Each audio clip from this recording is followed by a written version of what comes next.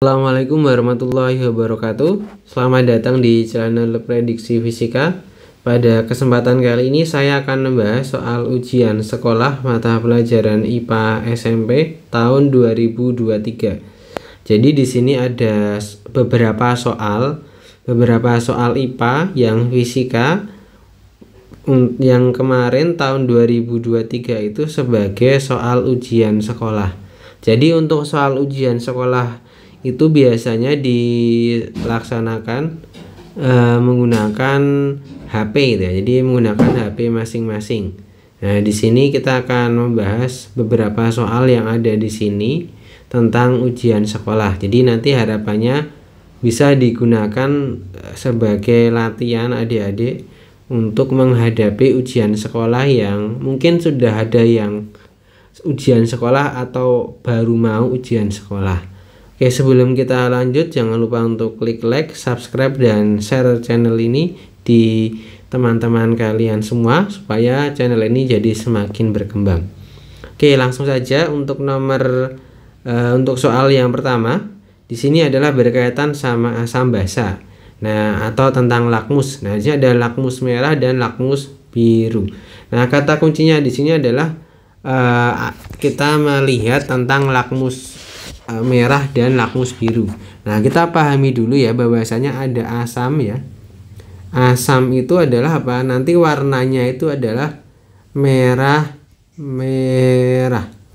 Kalau basa ya, jadi kalau basa itu adalah biru. Nah, itu adalah biru. Nah, maka dari ada 6 larutan ini, maka kita disuruh mencari di sini adalah larutan yang memiliki pH di bawah. Nah, ini ada kata di bawah 7. Kalau di bawah 7 maka yang diinginkan adalah yang asam. Nah, kita cek satu-satu. Yang pertama di sini adalah merah biru. Nah, kalau merah biru berarti di sini apa? Lakmus merah warnanya tetap merah. Di lakmus biru warnanya tetap biru. Berarti ini tidak mengubah warna. Berarti ini disebut dengan netral. Nah, terus yang kedua biru-biru berarti ini basa ya. Berarti itu basa. Yang kedua ini basa. Terus yang ketiga merah-merah berarti ini asam. Biru-biru basa lagi. Terus basa lagi. Terus baru asam. Nah, karena yang ditanyakan itu yang asam, maka jawabannya adalah ini ya, 3 dan 6. Nah, maka ini sudah sebenar ya. Ini jawabannya sudah benar, yaitu yang C. Terus soal yang kedua, ini berkaitan sama pengukuran. Jadi di sini ada timbangan. Yang ditanyakan adalah agar timbangan dalam keadaan seimbang. Nah, di bagian sini ini yang bagian K sudah ada 1200. Terus yang bagian L ada 200. Nah, di sini ada angka 2, 3, 4, 5. Ini nanti mana yang akan membuat kedua ketimbangan ini menjadi seimbang. Seimbang itu berarti gimana? Saat berat atau massa yang di K ini nilainya harus sama dengan yang di L. Nah, kita cek satu-satu. Yang opsi A 2 dan 3 ke piring L. Nah, ini ada 2 ya, 2 dan 3 ke piring L. 2 dan 3 berarti di sini nanti ditambah 200 ditambah 100 ditambah 300. Maka ini ketemunya berapa? Ini ketemu 600. Nah, ini adalah 600 gram untuk yang opsi A. Benar apa salah? Ini adalah ya salah ya, salah. Kenapa salah? Ya karena di sini nggak imbang. Yang di K itu 1200, yang di L ini adalah 600, maka tidak imbang. Maka yang A salah. Terus kita buktikan lagi untuk yang B. Untuk yang B di sini adalah 45 ke piring, jadi 45 ya. Jadi nanti 45 ke piring L, 2 ke piring K. Nah, kita cek. Di sini 4 dan 5 ke L. Nah, berarti ini 4 ini ya, ini dan 5 ini ke L. Maka ini 200 ditambah 400 ditambah 700. Maka nanti ketemunya 1300 ya. 200 sama 400 600, 600 sama 700 dapat 1300. Terus ke 2. Nah, yang 2 ini, tambahkan ke K. Berarti ini 1200 ditambah 100, maka sama dengan ini 1300. Nah, ini sama 1300, ini juga 1300, maka ini jawabannya sudah benar. Berarti yang B. Terus nomor 4. Di sini adalah kita mengubah satuan ya, mengubah konversi suhu dari ini apa ya ini? Dari Celsius ya ini ya. Jadi ini dari Celsius pengen kita ubah ke reaumur. Nah, caranya gini. Ini kita baca dulu ya. Ini kan angka 0 ini ya, angka 0. Berarti ini suhunya ini kan di sini ya, garisnya. Nah, ini terbaca berapa? Ini terbaca negatif 10 derajat Celcius. Nah, maka kita ubah ke reaumur. Gimana caranya? Tinggal T reaumur sama dengan per. Nah, sebelumnya saya ingatkan dulu.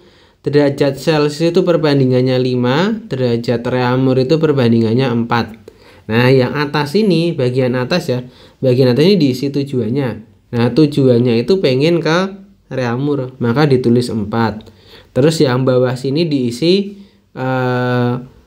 asalnya dari Celsius, berarti diisi 5. Terus baru dikalikan sama ini suhu Celsiusnya, yaitu min 10. Nah, kita kalikan. Ini sama aja, min 40 dibagi 5. Min 40 dibagi 5 sama dengan min 8 derajat reaumur. Nah, maka jawabannya sudah betul, yang C. Lanjut nomor 9.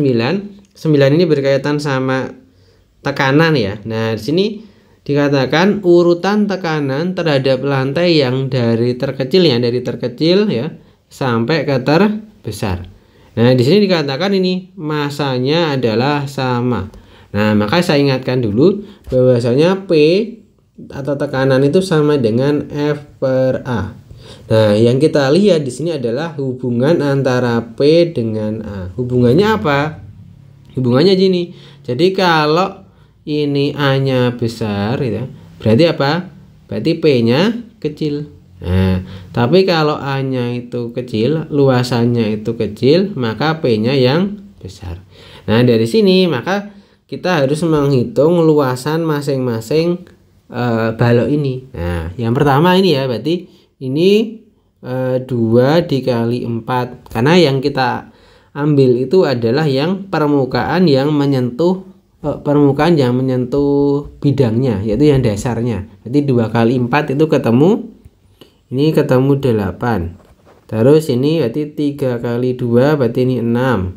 Terus ini 5 kali 3 ini berarti 15. Terus yang ini 4 kali 3 berarti ini 12. Nah, karena yang tadi yang diurutkan adalah dari tekanan terkecil. Nah, kalau karena mencari tekanan yang terkecil, berarti kita mencari luasan yang paling besar. Luasan yang paling besar itu adalah nomor 3.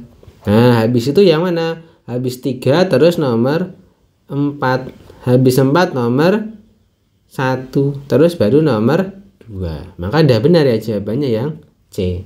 Jadi tadi ya hubungannya yang ini tadi ya, yang hubungannya yang ini tadi. Nah, bahwasanya kalau luasannya kecil maka tekanannya besar. Kalau luasannya besar maka tekanannya kecil. Karena di sini dari tekanan terkecil maka carilah luasan yang paling besar gitu. Kita lanjut. 14 ini disuruh mencari hambatan total dari ujung A sampai ujung B. Nah, di sini ada namanya rangkaian campuran ya di sini ya. Nah, dari sini kita untuk mencari rangkaian total dari A sampai B, yang pertama apa? Ini seri antara 3 dan 6 ini seri ya. Karena seri maka gimana? Tinggal kita tambahkan, berarti R seri sama dengan 3 ya. 3 ditambah 6 berarti sama dengan 9 ohm. Nah, habis itu maka nanti baru diparalelkan sama 6. Nah, tinggal kita terakhir ini seper R paralel sama dengan 1/9 ya ditambah 1/6. Jadi seper R paralel sama dengan per ini 9 sama 6 kita pakai 18. 18 bagi 9 2 ditambah 18 dibagi 6 itu 3. Maka seper R paralel sama dengan ini 5/18. Maka R paralel sama dengan 18 dibagi 5. 18 dibagi 5 berarti berapa? 3,6 ya. Jadi 3,6 ohm. Nah, maka jawabannya yang B ya. Di 3,6. Terus berikutnya adalah di sini berkaitan sama orang yang sedang naik ski ya. Nah, di situ kita disuruh menentukan namanya ini kecepatan. Nah, disuruh menentukan kecepatan peselancar ski ini ketika sampai di titik B. Nah, di sini sampai di titik B. Nah, ini ada letak titik A dengan titik B itu di sini ya, jaraknya ini ya. Ini atau ketinggiannya hanya adalah 5 meter. Maka cara cepat untuk menentukan berapa kecepatan saat di B itu adalah pakai persamaan ini, yaitu V sama dengan akar ya 2 kali G kali H. Kita masukkan hanya yang 5 meter itu. Jadi akar 2 kali 10 kali 5. Berarti jadi apa ini? 20 kali 5 100. Berarti akar 100. Akar 100 itu 10 meter per sekon. Maka jawabannya yang D. Terus selanjutnya di sini ada seorang berteriak dengan keras di antara dua tebing yang tinggi. Beberapa saat kemudian ada bunyi pantulan pertama 3 detik. Terus bunyi pantulan kedua itu 2 detik setelah pantulan pertama. Nah, maka jarak dua tebing itu berapa? Jadi misalnya gini ya, secara singkat ini kan ada tebing. Nah, ini ada dua tebing gini, terus ada orang di sini ya. Ada orang di sini. Nah, yang pertama tuh mendengarkan dari tebing A, ya tebing A, ini tebing B. Nah, dari tebing A ini waktu pantulnya adalah ini 3 sekon. Nah, terus habis itu mendengar pantulan dari B itu 2 detik setelah pantulan pertama. Berarti berapa? Ditambahkan. Berarti kan tadi udah 3 detik, terus ditambah lagi 2 detik kemudian. Maka orang ini ke B ini adalah 5 sekon. Nah, terus untuk menentukan jarak antar tebing itu gimana? Tinggal SAB sama dengan cepat lambatnya ya, dikalikan tadi dijumlah. Berarti waktu pantul A ditambah waktu pantul B terus dibagi dengan 2. Nah, masukkan nilainya. V-nya itu 340. Terus ini 3 tambah 5 dibagi 2 gitu ya. Itu sama dengan ini 340 sama 2 kan dapat berapa? 170. Terus dikalikan 8 gitu ya. Jadi 170 dikalikan 8, maka hasilnya adalah 1000 ya, 1360 meter. Maka jawabannya yang D. Terus soal berikutnya ini tentang namanya grafik gerak ya. Nah, ini ada grafik gerak. Nah, kita pahami dulu grafik gerak dari yang atas ini. Nah, K ke L ini kan grafiknya condong ke kanan. Karena condong ke kanan berarti ini adalah apa ini? Ini GLBB cepat ya. Jadi GLBB dipercepat.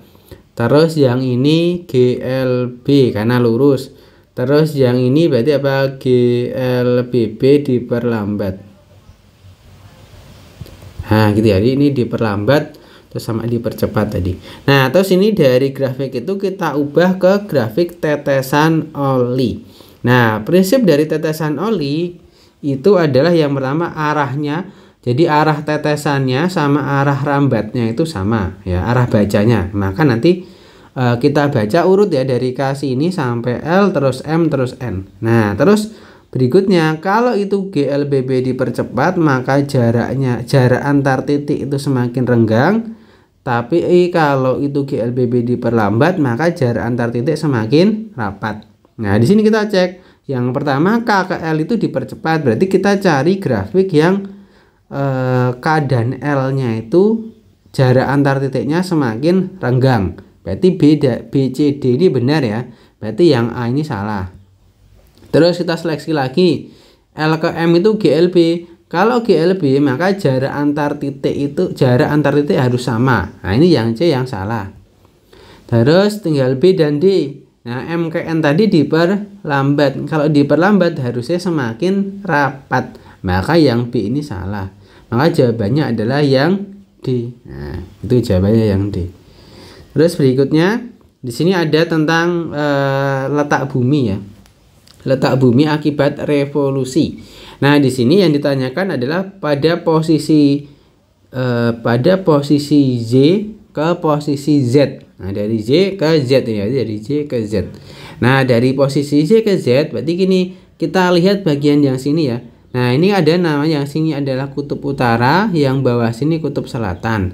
Nah, yang ini kalau kita perhatikan berarti ini mataharinya ya, ini matahari itu lebih banyak mengenai kutub utaranya. Jadi yang kutub utara ini lebih banyak terkena sinar matahari dibandingkan yang kutub selatan ini. Nah, maka bisa kita katakan apa? Di kutub utara sini ini siangnya lebih lama. Jadi di kutub utara nanti ini siangnya lama. Di siang lama berarti malamnya singkat. Malam singkat. Terus kalau di kutub selatan berarti gimana? Ya kebalikannya, karena di sini di kutub selatan di posisi Z itu sinar mataharinya hanya sebentar. Berarti kebalikan, berarti siangnya yang singkat. Nah, ini siang singkat, nah, malamnya yang lama. Nah, terus kalau untuk musim, nah kutub utara ini musimnya musim panas. Nah, musim panas karena banyak sinar matahari tadi, sedangkan yang kutub selatan ini musim dingin. Nah, maka jawabannya adalah yang C ini ya.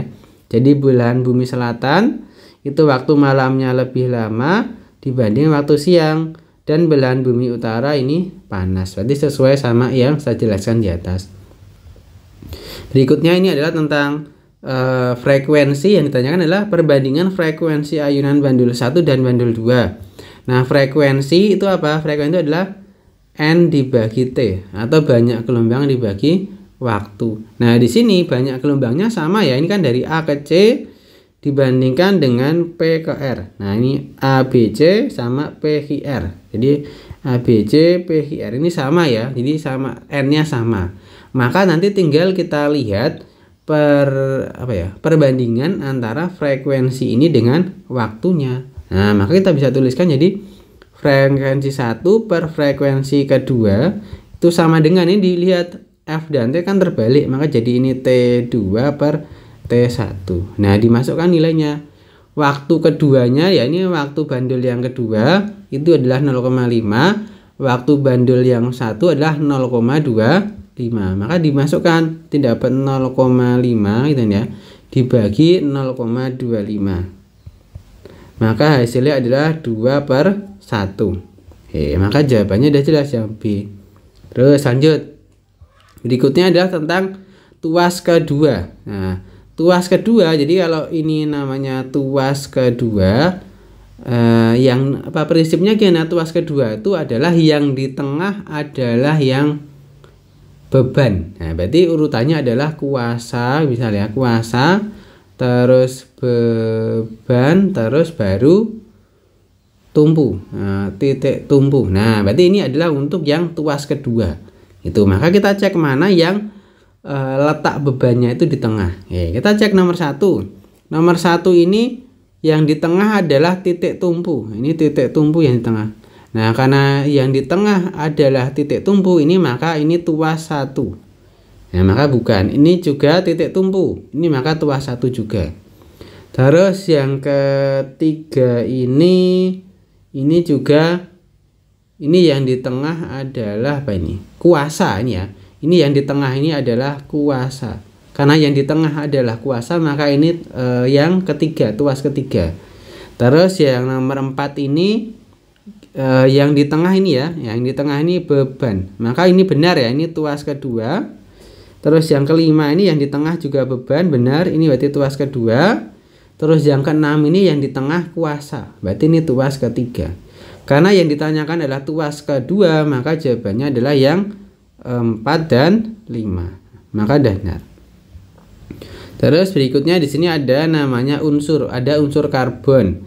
Ada 12 dan 6. Saya ingatkan 12 itu dinamakan nomor nomor massa.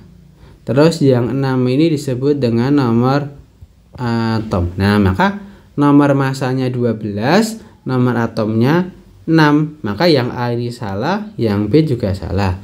Terus elektron, nah elektron itu bisa dilihat dari apa? Bisa dilihat dari nomor atom. Karena nomor atomnya 6 berarti elektronnya ada 6. Maka ini juga salah. Nah, sedangkan neutron, nah neutron itu gimana? Neutron itu tinggal ini atas kurangi bawah, atau 12 dikurangi 6, atau nomor massa dikurangi nomor atom, maka ketemu 6. Nah, maka jawabannya udah benar yang D. Terus yang nomor 15 atau yang berikutnya ini ya. Nah, nomor berikutnya ini tentang pembuatan magnet. Nah, pembuatan magnet yang gambar 1 ini digosok, gambar yang kedua ini tentang induksi elektromagnetik. Nah, kita cek yang digosok. Nah, yang digosok ini prinsipnya adalah apa? Ujung yang buat gosok terus bertemu dengan ujung yang pertama, maka nanti akan memiliki kutub yang sama. Nah, ini yang digunakan untuk menggosok adalah yang kutub selatan. Terus yang menyentuh pertama adalah yang B, maka B ini adalah selatan, terus A ini adalah utara. Nah, lanjut yang berikutnya yang elektromagnetik. Berarti di sini kita pahami arus itu mengalir dari kutub positif. Berarti ini positifnya, ini negatifnya. Maka ini ke kanan, yuk ke atas, ini lewat belakang ya, yuk ke bawah, ke bawah, ke bawah, ke bawah ya, ke bawah, ke bawah, ke bawah. Nah, maka tinggal kita pakai kaidah tangan kanan.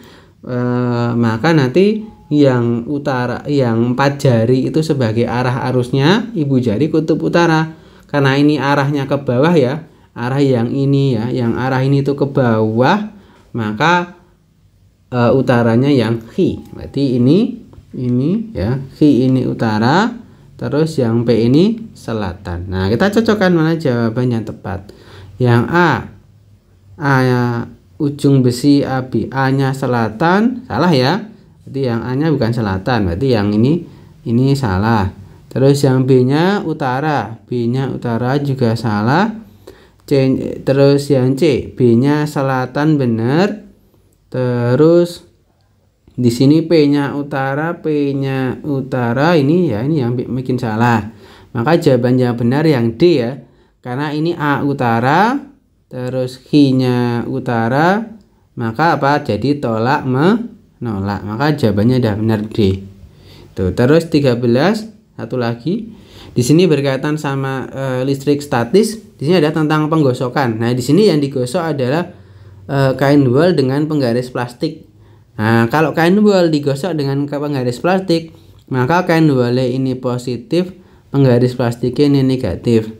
Terus ini kain sutra sama kaca, kain sutranya ini negatif, kacanya ini positif. Nah, maka tinggal kita cek.